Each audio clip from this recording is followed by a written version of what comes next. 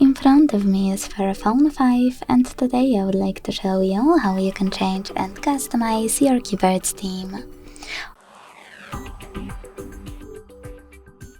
All you need to do is launch your keyboard and click on this icon of a color palette at the top of it.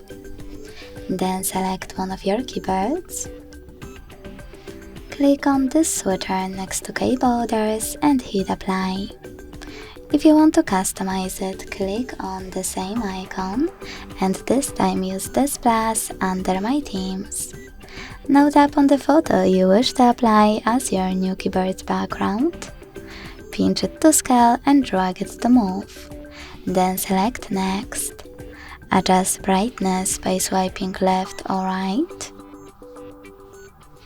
Hit done. Manage keyboarders and select apply.